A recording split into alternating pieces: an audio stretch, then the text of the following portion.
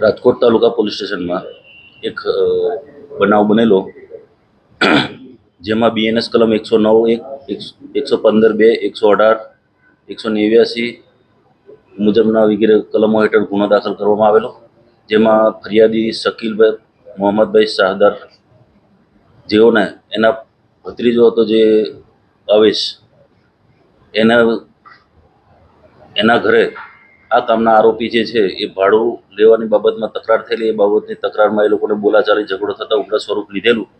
એ દરમિયાન આ કામમાં મરણ જનાર વિપુલભાઈ જે શકીલના મિત્ર હોય એ પણ ત્યાં હાજર હોય. ત્યાં મારામારી થતાં ગંભીર ઇજા પહોંચતા પહેલાં વિપુલભાઈને સારવાર હેઠળ હોસ્પિટલ ખાતે સારવારમાં મોકલેલા. સારવાર દરમિયાન તેમનું મૃત્યુ થતાં આ ગુનાના કામે 103(1) મુજબનો કલમનો ઉમેરો કરવામાં આવેલો છે. અને આરોપીઓ જે છે એ આરોપીના નામ આવતા આરોપીને ધરપકડ કરવામાં આવેલી છે ગણતરીના કલાકોમાં.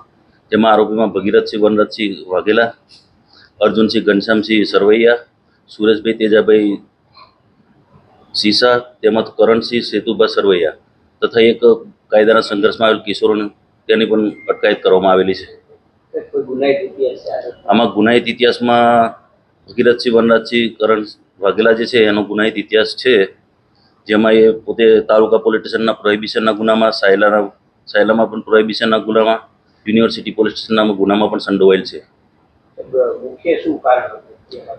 મુખ્ય કારણે જે અવેશ કરીને જે ફરિયાદીનો ભત્રીજો છે એના ઘરે આરોપી છે એ આરોપીને ભાડું લેવા માટે ગયેલ, એ ભાડું બાબતે તકરાર થઈ.